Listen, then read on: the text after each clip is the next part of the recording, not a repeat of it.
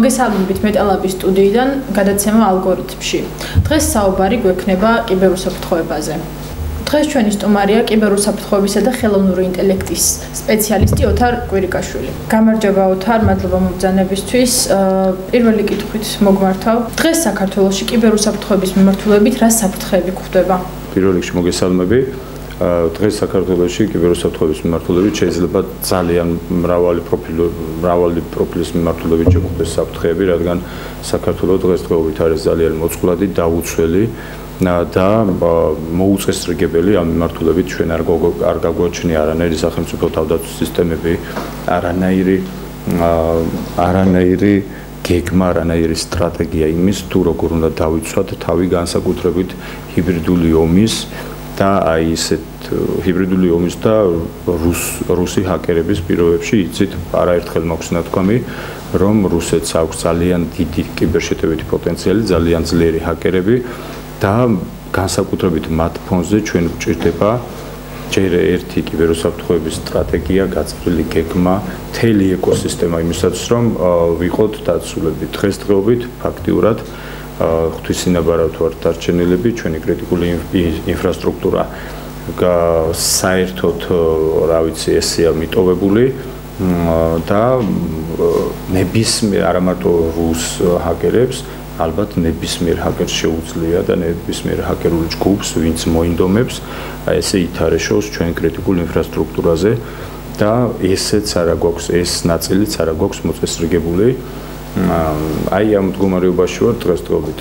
ვერ ვიტყვით სხვა განვითარებული ქვეყნების ადგილზე რომ ვიყოთ, შეიძლება საუბრობდეთ რაღაც ჰოლანდიის ან საბერძნეთის, ბრიტანეთის, შეერთებული შტატების თუ საფრანგეთის მაგალითზე რომ საუბრობდეთ, ვიტყოდით რომ რაღაცა კომპონენტები გვაქვს ძლიერი, რაღაც კომპონენტებში გვაკლია გაძლიერება და ამ მიმართულებით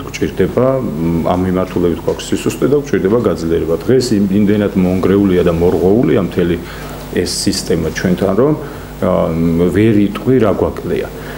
და კაც ალბათ მთავარი არის ისევ და ისევ კერძო ინიციატივები და ხალხში მოსახლეობის ზოგადად საზოგადოების დონის ამაღლება კიბერჰიგიენის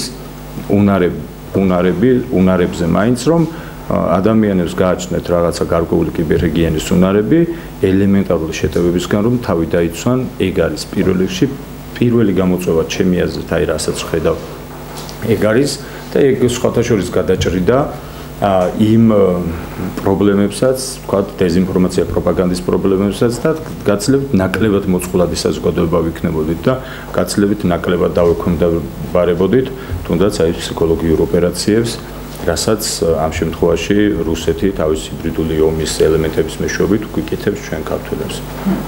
აი დეზინფორმაცია ახსენეთ და რამდენად ხშირად იყენებენ ეს მავნე ძალები ამ AI ხელსაწყოებს, ანუ ხელოვნურ ინტელექტს დეზინფორმაციის გასავრცელებლად და რა მაგალითების მოყვანა თუ შეგიძლიათ ამ მხრივ? ეხლა განსაკუთრებით ხელოვნური ინტელექტის განვითარებასთან ერთად ცხადია ხელოვნური ინტელექტების ელემენტების და კომპონენტების დამატებით ძლიერდება, ასე ვთქვათ, ძლიერდებიან ის ჰაკერებიც და ამ შემთხვევაში მავნე ძალებიც, როგორც შენახსენე, რა თქმა უნდა ძლიერდებიან და ამ ყველაფერს ცხადია იყენებენ არა მარტო ჩვენთან, არამედ სხვადასხვა ქვეყნებში იმისაც, რომ მოსახლეობაზე კონტროლი და გავლენა მოიპოვონ. აი მაგალითისთვის შეგვიძლია ავიღოთ ფსიქოლოგიური ოპერაციის რაღაც დინამიკა, როგორ ვითარდება საფეხურები. პირველ რიგში ისინი ადგენენ ამ შემთხვევაში მოდი ავიღოთ პირდაპირ რუსეთი და ჩვენ აი ბევრი ადამიანი დაინახავს მსგავსებას საქართველოს მაგალითზე. შეიძლება ეს თემა ჩავშალოთ კიდეც და მთელი ერთი გადაცემის თემა, მაგრამ ამ შემთხვევაში ძალიან მოკლედ ვიტყვი. პირველ რიგში ისინი ადგენენ სამიზნის იდენტიფიკაციას ახდენენ სამიზნის რის საფუძველზეც შემდეგ უკვე ისინი აკეთებენ ქმნიან ნარატივს, გარკვეულ ნარატივს და ჩვენ ვხედავთ, რომ ასეთი ნარატივების ნიაღვარი არის მოდის ქართულ საზოგადოებაზე. შემდეგ უკვე ამ ნარატივის დისტრიბუცია ხდება ამ სამიზნე აუდიტორიაზე. სამიზნე აუდიტორიაზე, რომელიც დაყოფილია სხვადასხვა სეგმენტებად, შეიძლება ეს იყოს ასაკის, სქესის, გეოგრაფიული არეალის, რეგიონების მიხედვით და ასე შემდეგ. დისტრიბუციის შემდეგ უკვე ხდება ამის გაძლიერება, ასე ვთქვათ, კიდევ უფრო მეტი fake news-ების, კიდევ უფრო მეტი გაძლიერებული ნარატივის საფუძველზე. ამ ყველაფრის შემდეგ უკვე როდესაც ეს საზოგადოებაში გაჩნდება და ფერს მოიკიდებს, ხდება უკვე საზოგადოების ჩართვა სხვადასხვა ნიუსის, სხვადასხვა ახალი ამბავის და ასე შემდეგ გარშემო გაერთიანება, იქ ადამიანები უკვე ერთვებიან, ხედავთ ხოლმე კომენტარებს წერენ, ზოგი იჯერებს, ზოგი ამ თემებზე კამათობს, ტელევიზიებში გადადის ეს თემა. და როგორც კი მოედება ეს საზოგადოებას და როგორც კი გაჩნდება და გაიჟღინდება ბოლომდე, შემდეგ უკვე თითქოს უკვე მიზანი მიღწეულია. მიზანი იმ კონკრეტული ამოცანის და ოპერაციის მიზანი არის მიღწეული. მიზანი არის ორმხრივი. ერთი, რომ ნაწილის რადიკალიზაცია შეძლონ, საზოგადოების ნაწილის რადიკალიზაცია, რომელსაც როგორც უნდა ისე ათამაშებენ და ჩვენ ხედავთ ძალიან ბევრი მაგალითი გვაქვს ასეთი, ვისაც ჯერა დაიგეუნებიან აბა ომიგინდა აბა deep states რა უყოთ, deep state-ი გვებრძვის და რაღაცა რო ყველა ჩვენ გვებრძვის და ასე შემდეგ. მეორე მიზანი არის კიდევ ადამიანების ნიჰილიზმში ჩაგდება და განეიტრალება. ამ შემთხვევაში ჩვენ სახელმძღვანელოს რო ავიღოთ აი ჰიბრიდული ომის სახელმძღვანელო, ზოგადად ფსიქოლოგიური ომის სახელმძღვანელო, ფსიქოლოგიური ოპერაციების სახელმძღვანელო, ჩვენ გვაქვს მაგალითები, აი ძალიან ბევრი მაგალითი გვაქვს ამის, როგორ აღწევს ამ შემთხვევაში რუსეთი ერთ მხრივ საზოგადოების რადიკალიზაციას, მეორე მხრივ საზოგადოების ნაწილის განეიტრალებას და ნიჰილიზმში ჩაგდებას. რაც ხელს უწყობს ზოგადად პოლარიზაციას ქვეყანაში, რაც ხელს უწყობს მოსახლეობის სამოქალაქო დაპირისპირებას, მოსახლეობის არევას, გადადარევას და შემდეგ ამის საფუძველზე უკვე ჩვენ სხვა მე ბევრჯერ ვახსენე რომ აი მაგალითად ხელოვნური ინტელექტი იმიტომ ვერ ვიგებთ და იმიტომ არა ვარ ჩართულები განსაკუთრებით რომ სტრესის პირობებში გვიწევს მთელი ერთ მუშაობა, სტრესის, ქაოსის, უბედურების და ასე შემდეგ და სწორედ ამას უწყობს არა მარტო ხელოვნური ინტელექტის მიმართულებით, არამედ უამრავი მიმართულებით ადამიანების საკუთარ სფეროში ვეღარ ახერხებენ ნორმალურად ოპერირებას და ნორმალურად მუშაობას. აი იმდენად დიდ ქაოსს იწვევს ეს ფსიქოლოგიური ოპერაციები და ეს ფსიქოლოგიური ოპერაციები ეხლა რაც მე ვახსენე, ეს შეიძლება იყოს ასობით და ათასობით ოპერაცია, ლოკალური, გლობალური და რაღაცა სხვადასხვა მასშტაბის. და ჩვენ რა ვიცი, ყოველდღიურად ვხედავთ, რომ ჩვენი ხალხი არის აი ამ დარტყმების, ამ ოპერაციების ქვეშ და რა ვიცი, კაცმარიცის კიდევ თან მე რაც დრო გადის თითქოს ეს უფრო იმდენად დაბიო ხდება, აი დაბიო ოპერაციებს ატარებენ, თითქოს დაგცინიან კიდეც, რომ აი აბა მიხვდები და აი მთელი ამ კატასტროფის ფონზე, რა ვიცი, ძალიან მორღვეულია და მოშლილია ქვეყანა. ერთი წეგანაც ვახსენე, ტექნიკური ნაწილი, სადაც შეიძლება დაუცველი იყოს შენი კრიტიკული ინფრასტრუქტურა და მთელი რიგი ობიექტები, მთელი რიგი სფეროები და მეორე ეს ფსიქოლოგიური და კონკრეტულად ტვინებზე ზემოქმედება, რაც გაცილებით უარესია კიდევ იმ ტექნიკურ ნაწილთან შედარებით. გასაგებია თქვენ ახსენეთ, რომ საფრთხეებს უნდა ვებრძოლოთ ადგილობრივ კერძო დონეზე. რა თქმა უნდა, ინფორმაციის გამავრცელებელი არის მედია, ძალიან დიდი მნიშვნელობა აქვს ამ მხრივ მედიას და აი როგორ ფიქრობთ, ადგილობრივი მედია ორგანიზაციები ან ახალგაზრდული ორგანიზაციები რამდენად მზად არიან ამ გამოწვევებისთვის? მე ვფიქრობ, რომ არა მარტო ჩვენთან, არამედ დღესდღეობით განსაკუთრებით ხელოვნური ინტელექტის განვითარებასთან ერთად მზად არავინ არ არის ამ ეტაპზე. რადგან ყველაზე მთავარი ზოგადად კიბერუსაფრთხოება იქნება, დაზვერვა იქნება, კონტრდაზვერვა იქნება თუ ასე შემდეგ არის ადამიანური ფაქტორი. ადამიანური ფაქტორის შეცდომა, ადამიანური ფაქტორი და ადამიანის მიერ დაშვებულ შეცდომას ვერასოდეს ვერ გამორიცხავ. აი ახლა მაგალითად ხელოვნური ინტელექტის განვითარებასთან ერთად განვითარდა deepfake-ები, განსაკუთრებით ისეთი deepfake-ები, რომელიც შეიძლება შეუმჩნეველი იყოს. deepfake-თან ერთად რა თქმა უნდა ფსიქოლოგიურ ასპექტებსაც იყენებენ უკვე ადამიანები, ჰაკერები თავდასხმებისთვის. და არ არსებობს მარტოც არა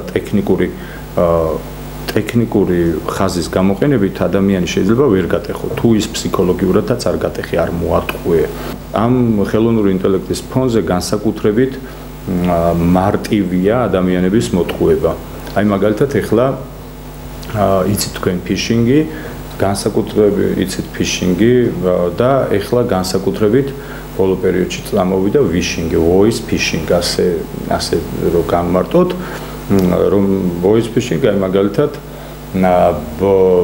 ესეთი მიმართულება boss scam როდესაც ბოსის უფროსის ხმით ურეკავენ ხმას აყალბებენ უფროსის ხმას იპარავენ მის იდენტობას და მისი ხმით ურეკავენ სამსახურის თანამშრომელს და თხოვენ ან თანხის გადმორიცხვას ან პაროლს ან ასე შემდეგ აი იყო მაგალითად ესეთი შეცდომა იყო მაგალითად ესეთი შემთხვევა ჩინეთში თუ არ ვცდები რამდენიმე თვის უკან ერთი წელიც არ არის გასული როდესაც ადამიანს გადაარიცხინეს $25 მილიონ სწორედ აი ესეთი უფროსების იდენტობის გაყალბებით ადამიანი ჩართეს Zoom შეხვედრაზე და მოსთხოვეს სხვადასხვა ბანკებში ფინანსური მენეჯერი იყო ეს ადამიანი და სხვადასხვა ბანკებში გადაერიცხა თანხა ამან ვერც კი მიხვდა ეს ადამიანი რომ ეს იყო გაყალბებული პროფილები მის გარდა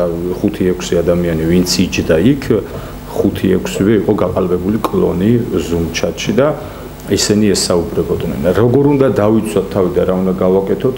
ამისთვის გვჭირდება ელემენტარული კიბერჰიგიენის უნარები, ოღონდ კიბერჰიგიენა არა მოძველებული მიმართულებით იცით რომ აი კიბერუსაფრთხოება არის ზოგადად ცოცხალი ორგანიზმი.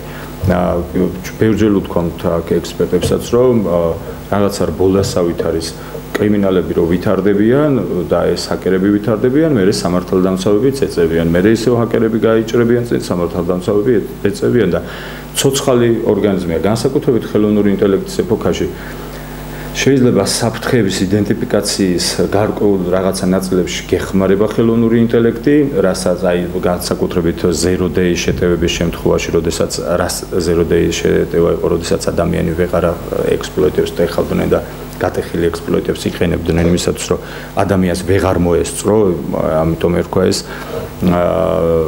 zero-day ანუ შეტევა მაგრამ ეხლა ამ რაღაცებში გეხმარება ხელოვნური ინტელექტი, მაგრამ ასევე კრიმინალების და ჰაკერების ხელში გაცილებით სახიფათო გახდა.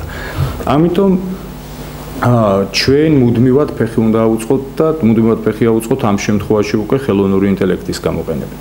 ხელოვნურ ინტელექტს თუ არ გამოვიყენებთ ამ ელემენტარული კიბერჰიგიენის ნორმებში და თანამედროვე მიდგომებით თუ არ მიუდგებით ამ ყველაფერს, ჩავთვალოთ რომ ნებისმიერ დროს შეიძლება ვიყოთ მოწყვლადები და ნებისმიერ დროს შეიძლება დაგვაგდონ ჰაკერებმა როგორც უნდათ და რანაირადაც უნდათ. ამ შემთხვევაში კიდევ ვიძახი ვსაუბრობ რაღაც კერძო ინიციატივებზე და კერძო თავდაცვაზე და სახელმწიფოს დაცვას და ზოგადად რაღაც რეგიონალურ დაცვას, რეგიონალურ კიბერუსაფრთხოებას კიდევ სხვა რაღაც ასპექტები უნდა ჩვენ როგორი ძლიერი თავდაცვითი სისტემებიც არ უნდა გქონდეს, ამის გარდა უნდა თანამშრომლობდეთ სხვადასხვა სამეზობლოსთან, რეგიონთან, დიდ ქვეყნებთან, როგორც დიდ პოლიტიკაშია, კიბერუსაფრთხოება და პოლიტიკა ძალიან გავს ერთმანეთს და ამ შემთხვევაშიც ჩვენ ვხედავთ, რომ ჩვენი ქვეყანა ფაქტიურად ჩახსნილია მთელ ცივილიზებულ სამყაროს და რა ვიცი, სინათლის სისწრაფით მიაქანებენ უფსკრულისკენ და აქაც კიდევ სხვა პრობლემები იჩენს თავს, რომ როგორიც არ უნდა მოვინდომოთ ჩვენ ამ მიმართულებით განვითარება სახელმწიფო ნების გარეშე და მთავრობის ნების გარეშე ეს ყველაფერი არ იქნება და არც აკეთებენ ხედავთ რომ რა პროგრამებიც იყო კიბერუსაფრთხოების ისიც გაჩერდა და ინციდენტებზე რეაგირების და პრევენციის ცენტრიც აი ესე როგორც ვიცი ბრიტანეთმა შეუჩერა მათაც დახმარება და ზოგადად როგორც ყველა სფეროში აქაც მოვიკუჩლებთ. თქვენ ახსენეთ ფეხის აწყობა. ალბათ გულისხმობთ უფრო ფართო მასშტაბზე და მაინტერესებს როგორ შეიძლება რომ გადამზადდნენ ახალგაზრდები ამ ხრივ ახალგაზრდები, იმიტომ რომ თანამედროვე ტექნოლოგიებთან უფრო ახლოს არიან ვიდრე დაუშვათ ძველი თაობის წარმომადგენლები. რა შეიძლება გაკეთდეს ახალგაზრდებისთვის, რომ მოხდეს მათი გადამზადება ამ სფეროში? აი ნახეთ რა ხდება და რატო გვაქვს ესეთი უარყოფითი დამოკიდებულება განსაკუთრებით ამ ხელისუფლების მიმართ. ხელისუფლება ამ მიმართულებით არ აკეთებს არაფერს. ხელისუფლება მიზანმიმართულად კლავს ესეთ სფეროებს და ისინი ვინც ამ საკითხებს ვასწავლეთ ახალგაზრდებს, ახალთაობას, აი ჩვენი ორგანიზაციის მაგალითზე შემიძლია თქვა კიბერუსაფრთხოებას, ხელოვნურ ინტელექტს და იმ გამოწვევებს, რაც ახალ სამყაროში გაგიადვილებს შესვლას, ჩვენც უკვე დარტყმის ქვეშ ვართ. დარტყმის ქვეშ ვართ, რომ ვიღაცამ აგენტი დავირქვათ, ვიღაცამ რაღაც დავირქვათ, 1000 სისულელე მოიგონონ ჩვენ თავს, რომ ჩვენც გავჩერდეთ. და მე მგონია ეს უფრო გაცილებით დიდი ღალატია ხელისუფლების მხრიდან, ეს მიზანმიმართული ჩაბნელება და მომავლის მოსპობა ახალგაზრდებისთვის, რომ აი ეს თემები დაკეტოს და ეს თემები დაუხუროს, რაც არის ხელოვნური ინტელექტი, რაც არის კიბერუსაფრთხოება და ასე შემდეგ, ვიდრე ის, რომ შეიძლება არჩევნები გაგვეყალბონ და კი უდიდესი საშინელებაა ტრაგედია, მაგრამ ეს გაცილებით ცუდი რამეა. ეს არის მომავალ თაობებს უტყავდა 10 წლეულებით კეტავდა აბნელებს შენ ქვეყანას, როდესაც აი რა ვიცი სოფლიოში ისეთი რბოლაა გამოცხადებული, რომ შეიძლება 1 წელიც რო გამოტოვო, უკვე 100 წლით ჩამორჩე დანარჩენ ქვეყნებს და ჩვენ კი ვხედავთ უკვე სად არის დანარჩენი ცივილიზებული მსოფლიო და რამხელა პროექტები აქვთ. AI-ის მიმართულებით რა უკვე ფაქტიურად გადავდივართ ზოგადი ხელოვნური ინტელექტის ეპოქაში, აი მომდევნო 5 წელი იქნება ეს ტრანზიციის პერიოდი და ჩვენ იმის მაგივრად რომ მომზადებულები ვიყოთ რაღაც კონკურენტუნარიანები ვიყოთ კარიერული მიმართულებით და ასე შემდეგ, კი ვხედავთ რომ საერთოდ, რა ვიცი, საერთოდ გაღმავართ ამ სიტუაციიდან და რა ვიცი, გაცმარიცის კიდევ რა იქნება. კარგით, მაშინ სამომავლო პერსპექტივებზე გკითხავთ, აი რა იმედის დანახვა შეიძლება ამ ყველაფრის ფონზე? ზოგადად მე მაინც ოპტიმისტურად ვარ განწყობილი ყველაფრის მიმართ. მე არ მგონია რომ ბოროტება არის მუდმივი, ბოროტებამ შეიძლება მუდმივად იარსებოს, აუცილებლად უკუნითი ბედსიბნელის დაღამის შემდეგ ყოველთვის ამოდის მზე ქვეყანაზე და ამიტომ მე ვფიქრობ რომ მუდმივად არ გვეყოლება ესეთი ტყუილად განწყობილი ხელისუფლება. და როგორც კი ხელისუფლების ნება იქნება და როგორც კი ხელისუფლება მოინდომებს, იმიტომ რომ ვიძახი მასშტაბური გაძლიერება ამ კიბერუსაფრთხოების მიმართულებით, მასშტაბური გაძლიერება ხელოვნური ინტელექტის მიმართულებით, ხელისუფლების ჩარევის და ნების გარეშე არის წარმოუდგენელი. და ამას გარდა ზოგადად ჩვენ ვართ ნიჭიერი, ჩვენ კარგად ვითვისებთ რა სიახლეებს და ჩვენ თუ არ მოვემზადეთ, აი ერთი რაღაც მაქვს ყოველთვის სათქმელი, შეიძლება გადარჩეს შეერთებული შტატები, შეიძლება გადარჩეს რუსეთი, რომელსაც ყავს 300-400 მილიონიანი მოსახლეობა. შეიძლება გადარჩეს თურქეთი იმ ფონზე, როდესაც ვთქვათ, მათი მოსახლეობის 20% იქნება განათლებული და 80% შეიძლება აზრზე არ იყოს არაფრის, მაგრამ ჩვენ თუ მასიურად არ ავითვისეთ ახალი ტექნოლოგიები, მასიურად არ ჩავდეთ ფული ინვესტიცია განათლებაში, ჩვენ უბრალოდ ვერ გადავრჩებით, იმიტომ რომ ერთი ავიღოთ სამეზობლო, არასდროს არ აყავდა ჩვენ მეგობრული სამეზობლო და ამ სამეზობლოს თავი დავანებოთ და იმ ძველ ტენდენციებს თავი დავანებოთ, აგერ ხელოვნური ინტელექტი მოგვადგა კარზე, ხელოვნური ინტელექტი აბსოლუტურად შეცვლის თითოეული ჩვენთაგანის ცხოვრებას, აბსოლუტურად გარდაქმნის ბევრ სამსახურს, ბევრი ადამიანი დარჩება სამსახურის გარეშე, ვისაც ხელოვნური ინტელექტი ეცოდინება, ეს ადამიანები ჩაგანაცვლებენ შენ, მე და ასე შემდეგ, თუ ჩვენ არ ვიქნებთ ხელოვნური ინტელექტის უნარებით აღჭურვილი, და ჩაგვანაცვლებენ თან ისე რომ ხელოვნური ინტელექტი არ ითხოვს ბონუსებს, არაერთხელ ვახსენე, ის არ ითხოვს ბონუსებს, არ იღლება, შაბათ-კვირა მან არ იცის და არ ისვენებს, არ იძინებს და ასე შემდეგ 24 შვიძეს შეუძლია იმუშაოს თავიდან ბოლომდე. და როდესაც ამ უნარებით შენ არ ახარ აღჭურვილი და შენ ცდილობ რომ ისევ წარსული რაღაც ცოდნით, წარსული გამოცდილებით, წარსული კავშირებით გახვიდე ფონს ვეღარ გახვალ. ამიტომ ჩვენ თუ მასიურად არ ჩავდეკით მთელი აი მთელი რა ვიცი 80-90% მაინც დიდი რაოდენობა ერის უბრალოდ ვერ ვიარსებთ, ვერ გადავრჩებით და უკარგავთ მასიურად სამსახურებს, ჩვენს ადგილს დაიკავებენ სხვები, შეიძლება დისტანციურადაც კი დაიკავონ სხვებმა ჩვენი ადგილი. აბსოლუტურად მომსახურების სფერო გადავა ხელოვნური ინტელექტის ხელში, კიდევ რაღაცა გარკვეული სამსახურების ნაწილი გადავა ხელოვნური ინტელექტის ხელში, ეს ეხება, რა ვიცი, ტრადიციულ ჟურნალისტიკას, დამწყები იურისტებს, კოლ-ცენტრების ოპერატორებს, ბუღალტრებს და ასე შემდეგ, რა ვიცი, უამრავი რაღაც ჩამოთვლა შეგვიძლია. რა სპეციალობის ხალხიც უბრალოდ ვეღარ ოპერირებას ვეღარ შეძლებს მომავალ სამყაროში. ეს მომავალი სამყარო უკვე აი კარზე დგას და სადღაც ერთ წელში უკვე აქ იქნება. ამით ჩვენი გადაცემა დასრულებულია. მადლობა ოთარ სტუმრობისთვის და წარმატებები მომავალ შეხვედრამდე.